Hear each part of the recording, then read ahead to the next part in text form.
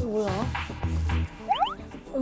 당시 우리 외교부 장관 명의로 해외 공관, 즉 이 독일에 보낸 공문입니다. 비밀 공문이에요. 파견관들에 의하여 수행되고 있는 GK 공작에 적극 협조하시기 바랍니다. 와. 장관 명의로 GK 공작이라는 이름이 쓰였죠. 그래요. 뭐였냐면 동맹릭 사건이 발표되기 한 달 전에 우리 외교부 장관이었던 당시 최규하 장관이 네. 유럽 주재 한국 대사관에게 뿌린 비밀 전문이에요. 야. 근데 심지어 여기에 보면 발신인은 장관 명의로 돼 있고 파견관들에 의해 수행되고 있는 GK 공작에 협조하기 바람이라고 돼 있잖아요. 그런데 여기서의 파견관이 누구냐면 바로 중앙정보부에서 직파한 중정 요원들입니다. 중정 요원들이 해외 유학 중인 동맹리 사건 용의자들을 잡아들이는 작전을 GK 작전으로 표현했던 거죠. 그런데 여기에 또 하나의 별첨 당부사항이 있습니다. 절대 주재국에 들키지 않도록 유념할 것. 왜냐면 이게 당연하지. 자칫하면 외교 문제로 비화될 수 있고 실제 외교 문제로 비화됐었어요. 이거 외교법 위반이에요. 외교법 위반이죠. 네, 명백하게. 예, 왜냐하면 그 나라에서 유학하고 먹고 자고 생활하고 있는 사람을 쥐도새도 모르게 그냥 잡아가면 그 국가에서는 이거 납치 문제로 비화시킬 수 있는 문제거든요. 그러니까 이게 그 나라 주권을 침해한 거예요. 일단은 무리하게 이 납치 작전을 실행을 하는데 D-Day 정합니다. 1967년 6월 18일 김영욱 중정부장은 이 태권도 유단자 39명을 3인 1조로 유럽으로 보내요. 보낸 다음에 뭘 요구하냐면 첫 번째 설득을 하라. 고국으로 갑시다. 고국이 당신을 부른다. 좋은 말로 할 때. 좋은 말 할 때 가자. 이거예요. 파리에서 하는 건데. 그러니까 두 번째 만약 안 가겠다라고 그러면 무슨 수를 쓰더라도 데려와라. 뭐? 또 이런 식으로 명령을 내려요. 그리고 지금 체포해서 납치해서 데려올 사람들 리스트가 있잖아요. 등급을 A 등급, B 등급, C 등급으로 30명을. 아, 그래. A 등급 정말 거물급 인사 윤화백 윤희상 선생. B 등급은 누구냐? 지금 독일이나 프랑스에서 박사학위를 받고 대학 강단에 서 있는 젊은 교수들.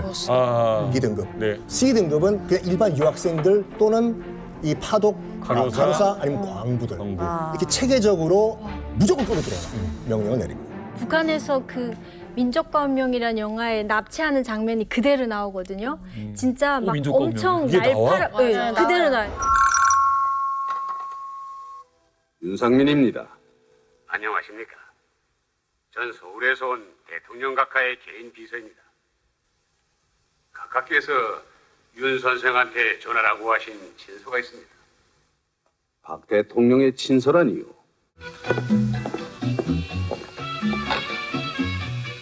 자.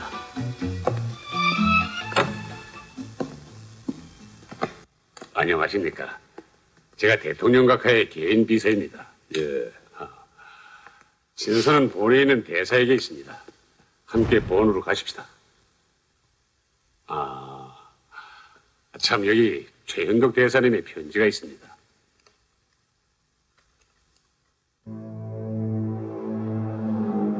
윤희상 선생은 독일 현지에서부터 고초를 당합니다. 일단 중정요원이 그 독일 현지에 있는 호텔방에 가둬버려요.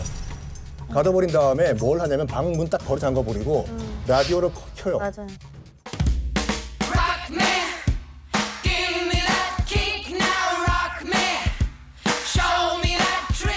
그러니까 윤희상 선생님이 이제 음악가시다 보니까 귀가 굉장히 민감하거든요.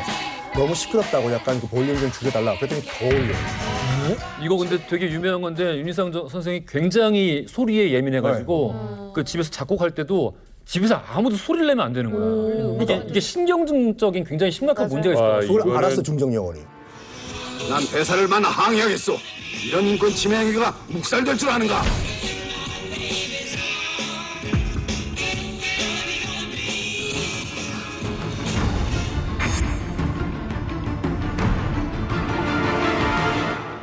이제 바로 이제 그 남산 중정으로 끌고 가는데 끌고 가자마자 옷 다 벗기고 콩나무에 묶어가지고 물고문을 시켜요. 물고문을? 근데 윤희상 선생님이 약간 폐가 안 좋거든요. 심장이 안 좋아가지고 이 물을 계속 들이부으니까 이게 숨이 안 솟잖아요. 숨이 안 솟으니까 제발 좀 살려달라. 그러니까 정말로 기절하기 직전에 이건 자기 그 그 평전에도 나와 있는 얘기인데 딱 보니까 중정 요원도 보기엔 이제 곧 죽을 것 같이 보이니까 보이네. 의사를 불러요. 의사를 불러가지고 어떤 주사를 놨대요. 이 주사를 놓으니까 갑자기 정신이 팍 들더래. 뭐지? 야, 얘 정신 돌아왔다. 다시 고문하라고. 어머. 고문하다가 그럼 또 쓰러지잖아요. 마약, 주사 또 놓으라고. 마약류 같은. 마약류 같은 거였어요. 와 진짜. 그걸 계속 한 7방, 8방을 맞았대 이걸요. 그런 다음에 계속 쓰라고. 너 빨갱이 뿌락치 역할 했냐 안 했냐. 우리나라 체제 전복하려고 했냐 안 했냐. 난 그런 적 없다고. 쓸 수 없다고. 야, 한 방 더 치라고. 그러니까 결국에는 도저히 이러다가 내가 죽을 것 같아가지고 썼구나. 그러니까 반강제적으로 썼어요. 그래, 당신들이 하는 말이 다 맞다고. 다 쓰고 난 다음에 이 사람들이 깔깔깔 웃고 이거 들고 나갔대요. 드디어 우리 끝났다. 유니상 끝이다. 그리고 방 안에 혼자 있는데 자괴감이 느껴진 거죠. 그러겠죠 당연히. 내가 왜 여기서 뭐 하고 있는 거냐. 설마. 그냥 여기서 내 삶을 마감하자. 네. 딱 보니까 옆에 요즘은 어쩌면 유리로 된 재터리가 있었거든요. 옛날에. 이걸 들고 자기 뒷머리를 치기 시작한 거예요. 피가 철철철 나죠.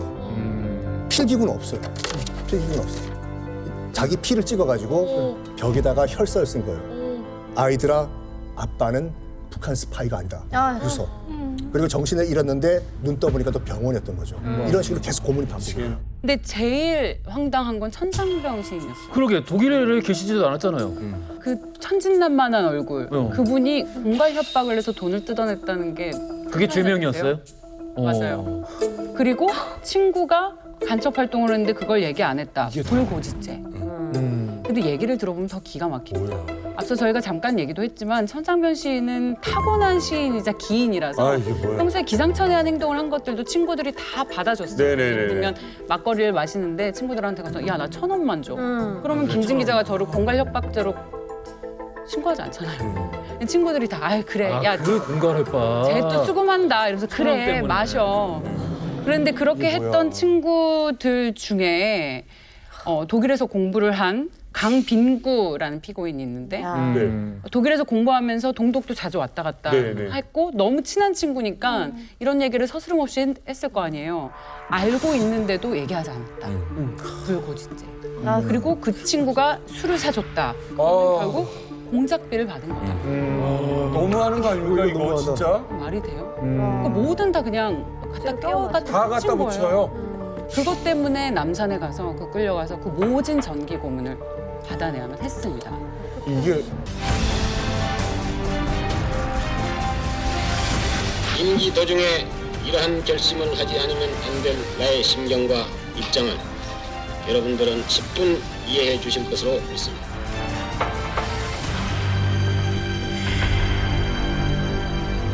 이분들이 이제 모두 무기징역에서 10년형 등등 다양한 이제 실형을 선고받고 투옥이 됩니다. 무기징역이 그런데 10년. 이게 이제 국제적인 문제가 되지 않습니까? 그래서 1970년대에 다들 특사로 석방이 됩니다.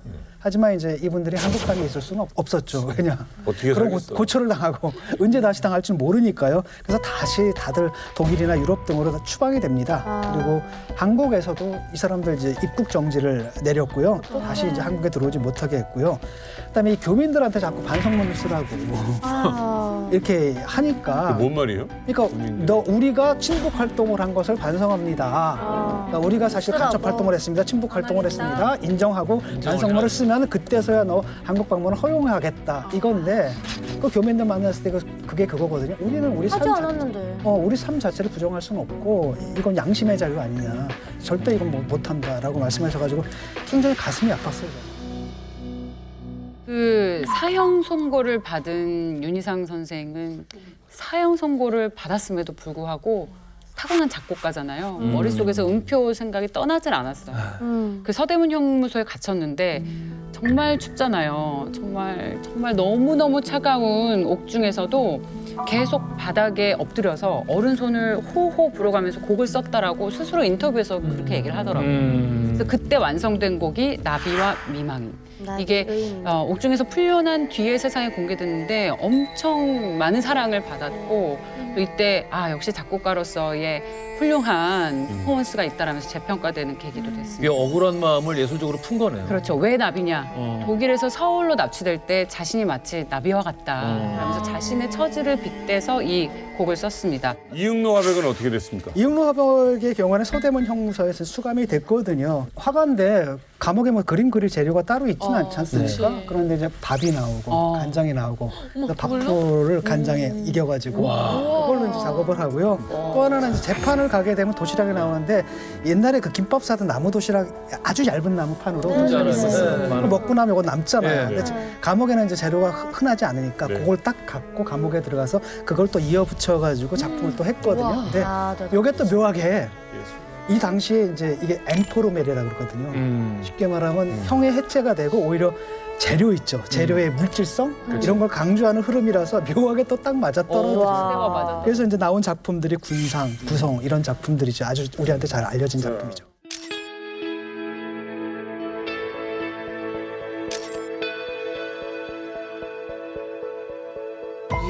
확실히 예술인들은 달라요. 예술가예요. 천상명 시인 같은 경우도 모진 고초를 당하고 풀려나와서도 사실 페인처럼 살았잖아요. 정신병원 입원하고. 네. 얼마나 네. 당했겠어요. 아니 그러니까요. 그때 고문받았던 그날의 아픔을 시 한 편으로 쓰는데 제가 좀 읽어드릴게요. 제목 그날은 천상병.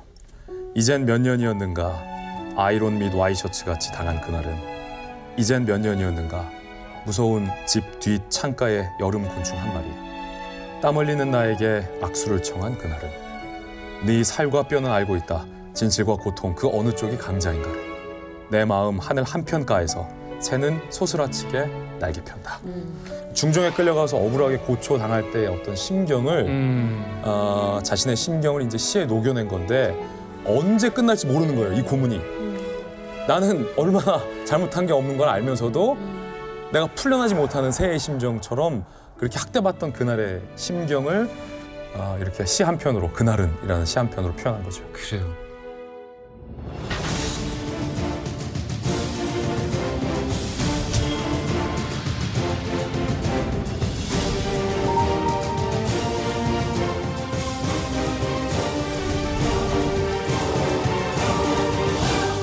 제가 이 동백리 사건을 보면서 느낀 게 있어요.